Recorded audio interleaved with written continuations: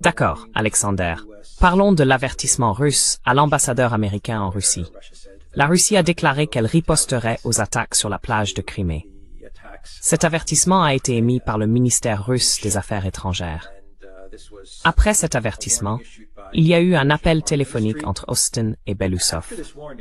Le compte-rendu ne nous en dit pas beaucoup, mais c'était un appel initié par les États-Unis, spécifiquement par le Pentagone.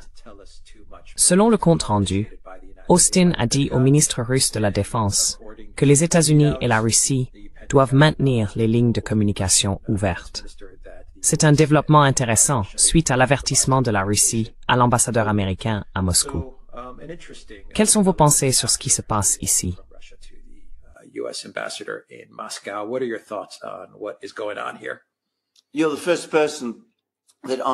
Vous êtes la première personne que je connaisse à avoir relié ces deux événements, bien qu'ils soient évidemment liés. La première chose à comprendre est la suivante. Il y a eu une attaque de missiles sur la Crimée utilisant des missiles ATACMS. C'est généralement reconnu. J'ai eu une discussion ouverte sur sa chaîne avec le lieutenant-colonel Daniel Davis, qui est beaucoup plus familier avec ce genre de technologie que moi. Il dit sans équivoque qu'il est presque inconcevable que les Ukrainiens puissent opérer un système aussi sophistiqué et compliqué par eux-mêmes. Ils auraient certainement besoin de données de ciblage des États-Unis pour mener une opération comme celle-ci et utiliser un système d'armes comme celui-là.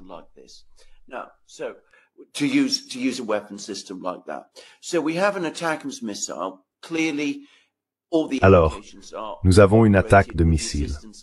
De toute évidence, tous les indices montrent qu'elle a été opérée avec l'assistance des États-Unis. Elle a été lancée sur une cible en Crimée, possiblement la base aérienne de Belbek. Quoi qu'il en soit, elle est passée au-dessus d'une plage en Crimée et a explosé en plein vol, larguant des canisters avec des munitions à fragmentation sur la plage. Un grand nombre de personnes ont été blessées et un certain nombre de personnes ont été tuées, y compris des enfants, apparemment. Les Russes, comme nous en avons discuté dans un programme précédent, sont absolument furieux à ce sujet. Ils accusent ouvertement les États-Unis, disant que les Américains en étaient responsables.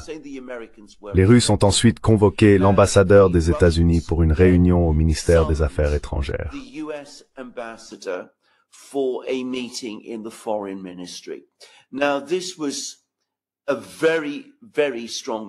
Maintenant, c'était une réunion très forte, en effet. Les Russes ont non seulement dit à l'ambassadeur des États-Unis que cette attaque ne pouvait avoir eu lieu qu'avec l'implication des États-Unis, mais ils ont également affirmé qu'il s'agissait d'une attaque intentionnelle dirigée contre des civils. Cela accuse effectivement les États-Unis de complicité dans un crime de guerre. Ils ont ensuite informé l'ambassadeur des États-Unis que des représailles suivraient. En d'autres termes, les Russes ont l'intention de riposter contre les États-Unis eux-mêmes. Ce n'est pas quelque chose que les Russes disent pouvoir arriver. C'est un avertissement d'un événement à venir. Il y aura des représailles russes contre les États-Unis sous une forme ou une autre sur une période indéfinie. Nous ne savons pas quand.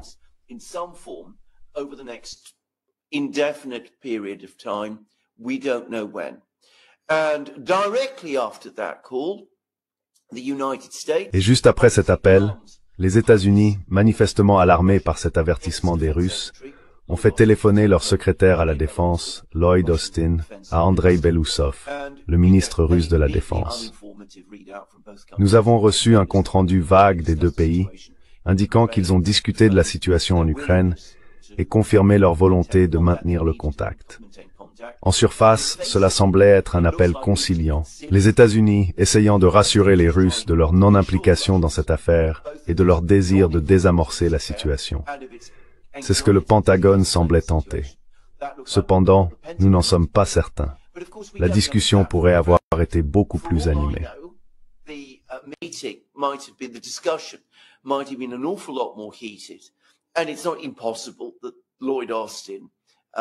Et il n'est pas impossible que Lloyd Austin, à son tour, ait averti Andrei Belousov que si les Russes ripostent contre les États-Unis, comme les Russes disent maintenant qu'ils le feront, alors les Américains réagiront eux-mêmes davantage. Donc nous ne savons pas exactement ce qui s'est passé lors de cet appel. Mais clairement, le fait que cet appel ait eu lieu montre que les Américains prennent cet avertissement extrêmement au sérieux. Cela les a rendus nerveux, et ils répondent à cet avertissement des Russes en demandant à Lloyd Austin de faire des menaces, ou peut-être plus plausiblement, étant donné le ton des comptes rendus, d'essayer de désamorcer la situation et de rassurer les Russes que rien de tel ne se reproduira.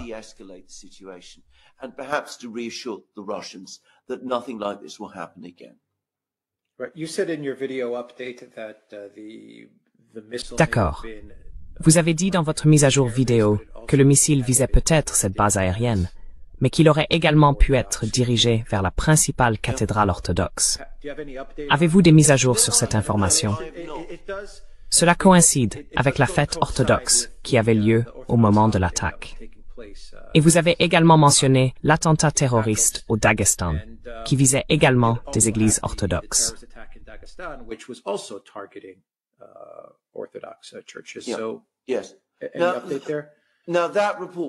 Y a-t-il des nouvelles à ce sujet? Maintenant, ce rapport apparaissait dans les médias russes. Mais puis-je dire autre chose?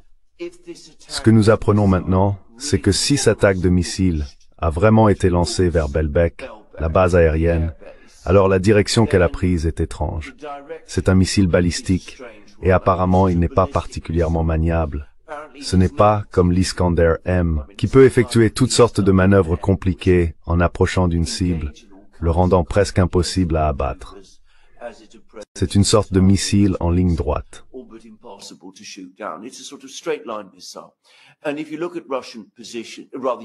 Et si vous regardez les positions russes, ou plutôt les positions ukrainiennes et les sites de lancement, vous ne vous attendriez pas à ce qu'un missile se dirige vers cette plage.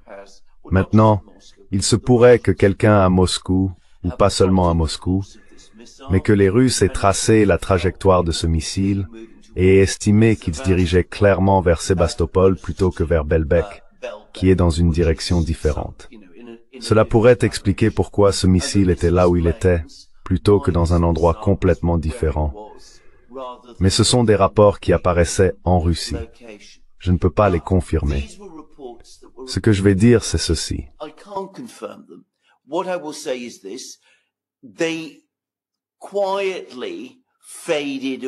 Ils se sont évanouis discrètement. Il se pourrait que quelqu'un à Moscou ait décidé que la situation était déjà suffisamment dangereuse sans que des histoires comme celle-là circulent. Si c'était une attaque ciblée contre la cathédrale, pour être franc, ce serait monstrueux. C'est une fête orthodoxe extrêmement importante. C'est la suite de Pâques. En Occident, elle est connue sous le nom de fête de la Pentecôte, pour ceux qui ne le savent pas. Elle n'est pas particulièrement célébrée dans le monde occidental, sauf en Allemagne, mais elle est prise très au sérieux en Grèce et dans le monde orthodoxe.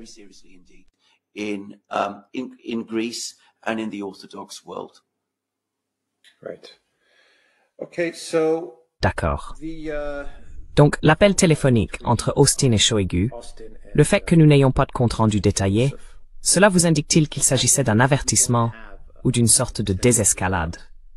Je veux dire, d'habitude, quand vous n'avez pas de compte-rendu détaillé, qu'est-ce que cela signifie?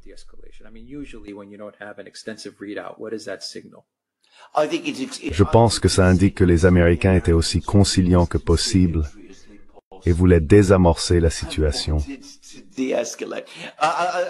Si c'était un avertissement, les États-Unis s'en vanteraient, en d'autres termes. Se vanteraient de cela, exactement. Et s'ils veulent désamorcer, ils ne veulent pas diffuser ce fait au monde et à la collection habituelle de durs à cuire comme Lindsey Graham, Tom Cotton et tout ce groupe. Donc il me semble que c'est une explication beaucoup plus plausible de ce qui s'est passé. Mais bien sûr, vous savez, je ne sais pas. L'autre chose est que Lloyd Austin aurait évidemment agi après des discussions avec la Maison-Blanche, avec Jake Sullivan et avec le président, présumément. Je dis présumément parce que nous ne savons pas à quel point le président est impliqué dans ces discussions maintenant. Mais présumément, il y a eu des discussions de haut niveau à Washington. Remarquez que la décision d'avoir cet appel a eu lieu très rapidement. Mais bien sûr, le gouvernement des États-Unis, comme nous le savons, est une entité profondément factionnalisée.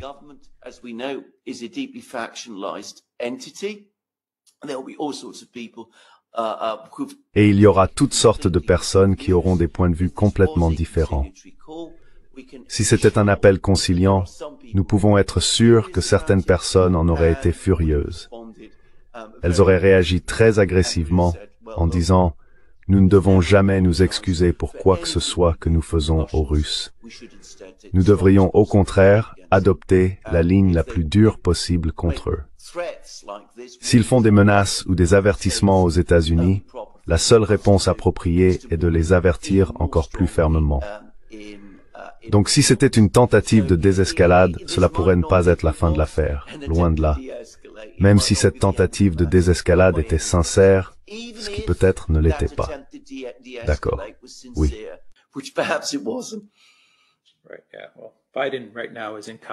Eh bien, Biden est actuellement incognito, se préparant ou étant préparé pour le débat, selon la façon dont vous voulez le voir.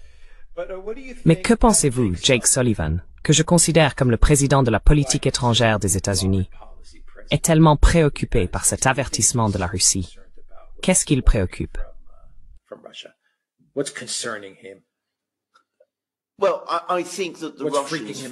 Eh bien, je pense que les Russes laissent les Américains dans l'incertitude quant à leurs intentions.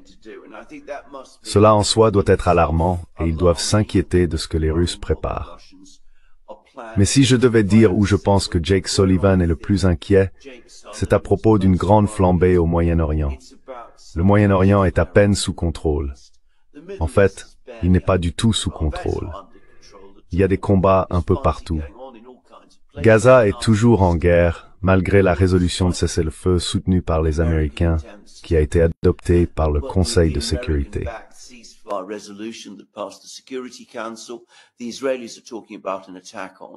Les Israéliens parlent d'une attaque contre le Hezbollah au Liban. Les États-Unis disent qu'ils soutiendront Israël dans cette affaire.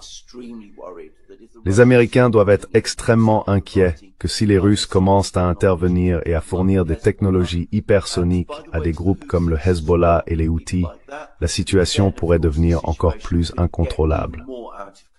Des vies américaines seraient certainement en jeu car les États-Unis ont des bases réparties à travers le Moyen-Orient et ils pourraient facilement se retrouver attaqués.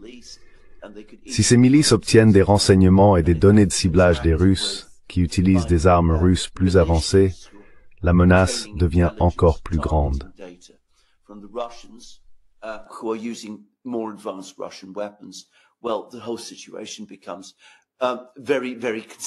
Eh bien, toute la situation devient très préoccupante pour Jake Sullivan, surtout compte tenu de l'humeur aux États-Unis qui est très divisée sur la situation au Moyen-Orient.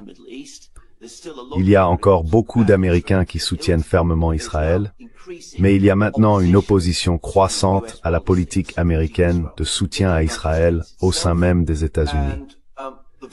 La dernière chose que Jake Sullivan voudrait, c'est que cette opposition, qui vient de personnes qui sont en grande majorité susceptibles de voter démocrate, soit intensifiée par une flambée encore plus intense au Moyen-Orient. Donc je pense que c'est probablement ce qui l'inquiète.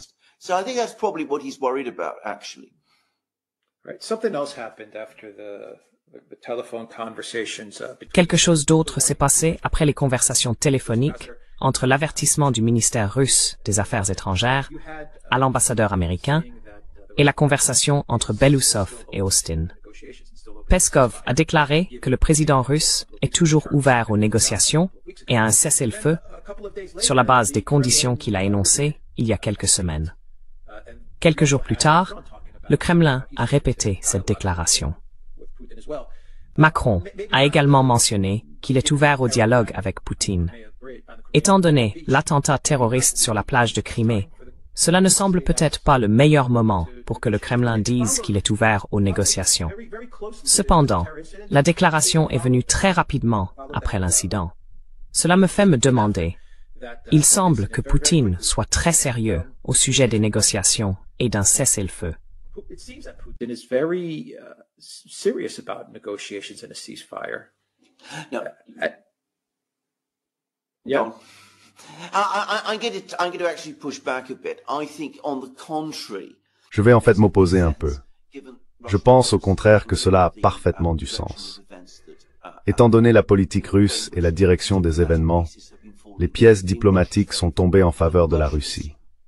Les Russes, tout en disant aux Américains, « Regardez, nous allons riposter contre vous, vous ne devriez en douter », émettraient simultanément des déclarations rassurant leurs propres alliés et le monde que malgré cette escalade, ils sont toujours prêts à s'asseoir et à négocier. Du point de vue russe, ils savent parfaitement que s'ils semblent fermer complètement l'option des négociations, cela serait profondément préoccupant pour de nombreux pays à travers le monde, y compris le Brésil, qui a beaucoup misé sur le lancement des négociations.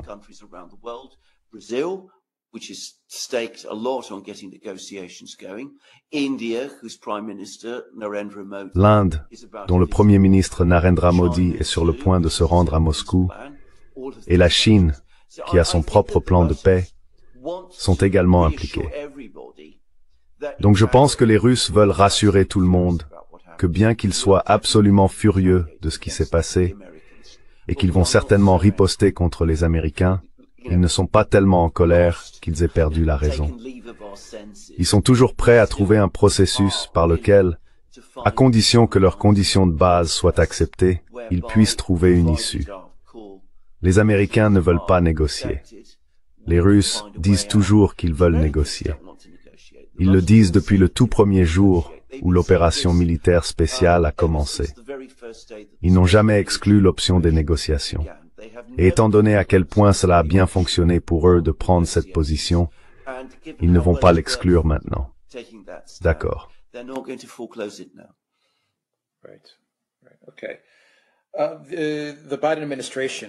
D'accord. L'administration Biden, selon CNN, est également sur le point de donner le feu vert aux entrepreneurs américains pour aller en Ukraine. L'explication est que ces entrepreneurs vont aider à réparer et entretenir l'équipement et seront loin des lignes de front où se déroulent les combats.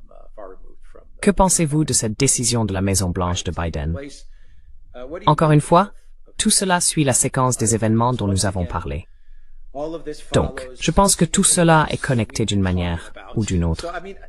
Que pensez-vous de ce rapport de CNN, s'il est vrai?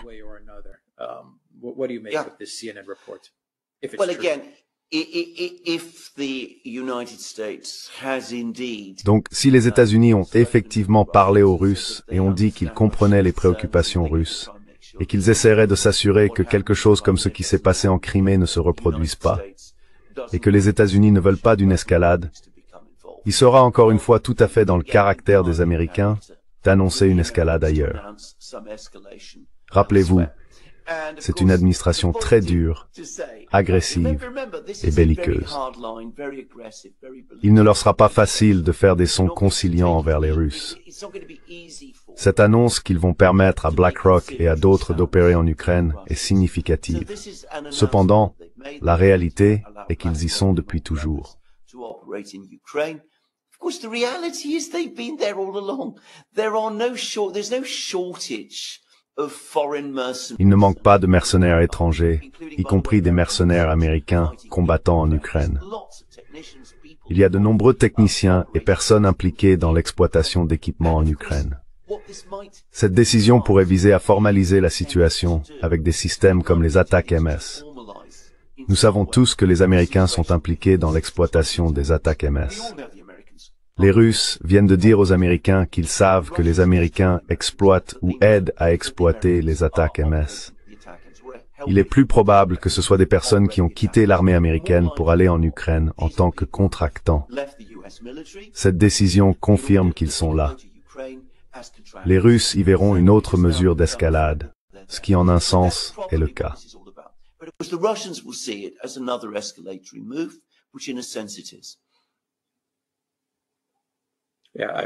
Oui, je suis d'accord avec toi là-dessus. Juste une correction. Je pense que tu as dit BlackRock, mais c'est Blackwater. Blackwater. Je suis vraiment désolé. Blackwater. Blackwater. Je les confonds aussi. Organisation complètement différente. Not so different. Pas si différent. Un lapsus complet in rare report. Yeah, not so different. Just- Oui, c'est tellement différent. J'ai pensé la même chose avec cet article de CNN. I think on the one hand, D'une part, cela prépare le public américain au fait que des entrepreneurs continueront d'apparaître en Ukraine.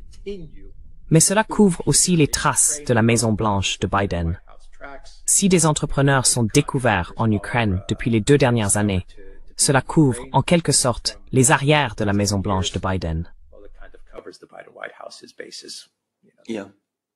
They were there, but All the, we gave Ils étaient là, yeah. mais nous avons pris la décision. all the more so D'autant that plus they ils vont être get tués. killed. And I mean, it's Et je veux dire, c'est maintenant une certitude, after the warning that the après l'avertissement, that the que les Russians Russes ont donné, have que les Russes vont les noticed that traquer. it's come at one and the same time. Remarquez que cela est venu en même temps qu'une déclaration catégorique de la Maison-Blanche, que la question d'envoyer des troupes américaines en Ukraine est complètement exclue. US troops to Ukraine is completely ruled out. Yeah, well, yeah, I don't know. Je ne sais pas dans quelle mesure nous pouvons faire confiance à ces déclarations. It's, No, but anyway, it may all final suggest. question. It Non. may all suggest Mais cela peut suggérer que l'administration prépare les Américains à la probabilité que du personnel américain soit tué en Ukraine au cours des prochaines semaines et mois. personnel against Ainsi, lorsque les sacs mortuaires commenceront à revenir, ils pourront dire que ce ne sont que des contractuels. Ils ont été envoyés en tant que contractuels. Nous avons officialisé le fait qu'ils ne sont pas des militaires américains. Et ne vous inquiétez pas, nous n'allons pas être entraînés dans une guerre avec la Russie parce que nous n'envoyons pas de troupes là-bas. We're not going to get drawn into a war with Russia because we're not sending troops there. Oui, mais n'est-ce pas toujours comme ça que ça commence? starts. Of course, it's exactly how it starts. That's exactly how it's Bien sûr, c'est exactement comme ça que ça commence.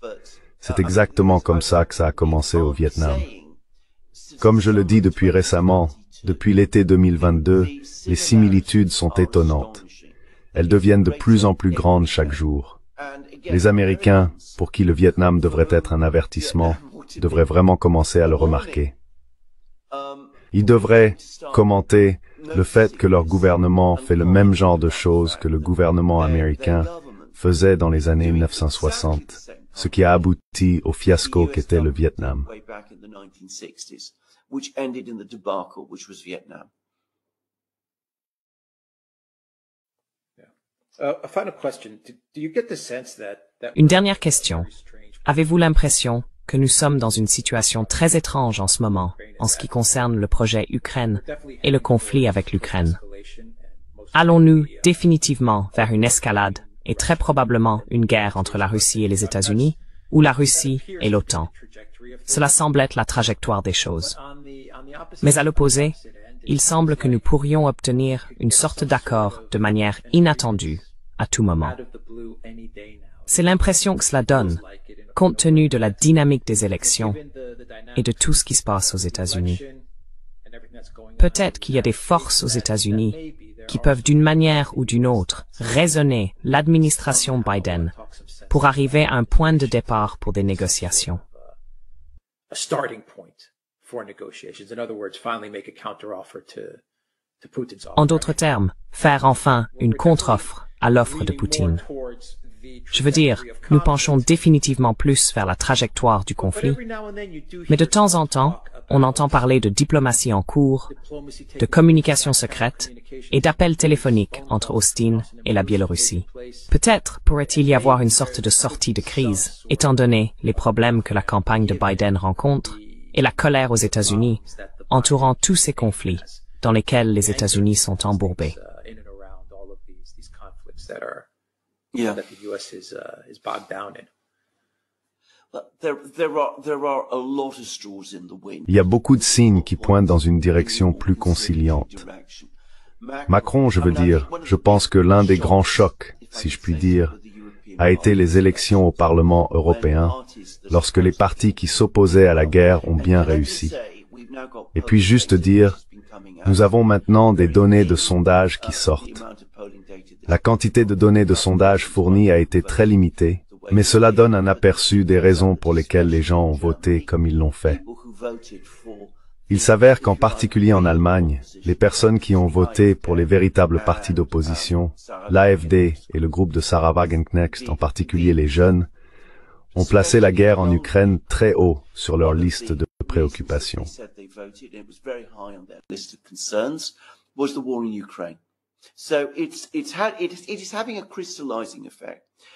Ainsi, cela a également un effet cristallisant sur le public européen. Merz a un peu changé sa position. Merz, exactement, c'est l'autre chose. Cela s'est adouci. Soudainement, la CDU a commencé à comprendre Friedrich Merz, le chef de l'opposition en Allemagne. Il veut vraiment devenir le prochain chancelier de l'Allemagne. La CDU ne se porte toujours pas particulièrement bien d'ailleurs. Ils sont à 29%, 30% dans les sondages. Selon les normes historiques, c'est un niveau très bas pour la CDU. S'il devait remporter une élection avec ce genre de soutien, il se verrait probablement obligé d'entrer dans une coalition très malheureuse avec peut-être le SPD ou les Verts ou qui sait qui.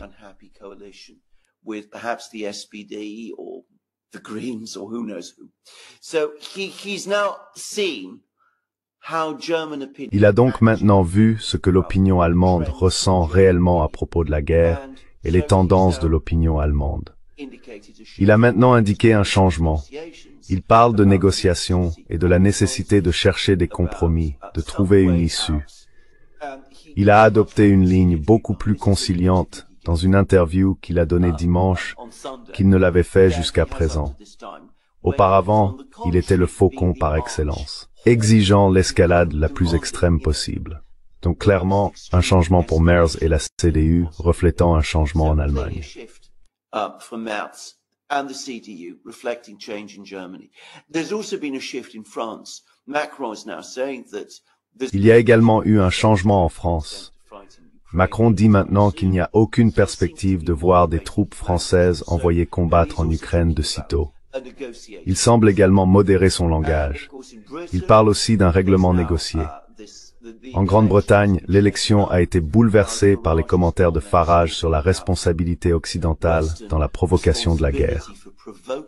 Il vient de recevoir le soutien d'un ancien ambassadeur britannique à Moscou, Tim Brenton, qui a écrit un article virulent dans le Telegraph disant essentiellement que Farage a raison.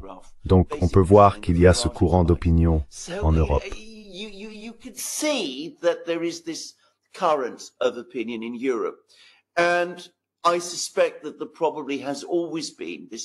Et je soupçonne qu'il y a probablement toujours eu ce débat aux États-Unis entre les faucons de la Chine, les faucons de la Russie, ceux qui veulent une politique étrangère plus réaliste et ceux qui cherchent l'escalade.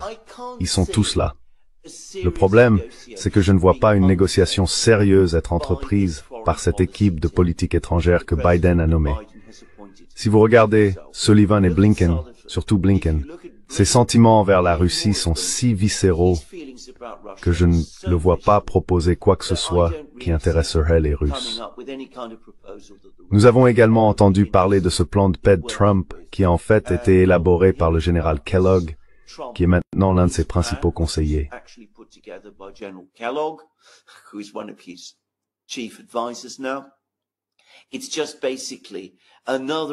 C'est fondamentalement une autre tentative de relancer le gel.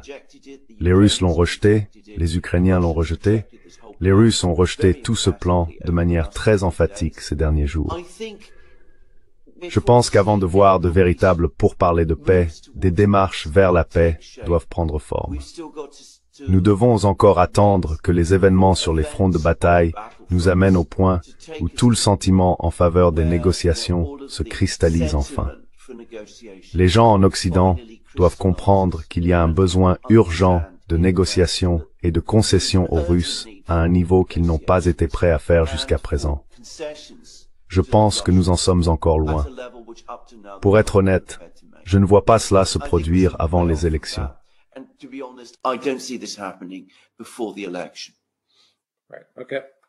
D'accord. Ok, nous allons terminer la vidéo ici, theduran.com. Nous sommes sur Rumble, Odyssey, BitChute, Telegram et Rockfin, ainsi que sur Twitter X. Allez à la boutique de Duran et achetez des articles. utilisez le code football24. Le lien est dans la boîte de description ci-dessous. Prenez soin de vous. Description box down below. Take care.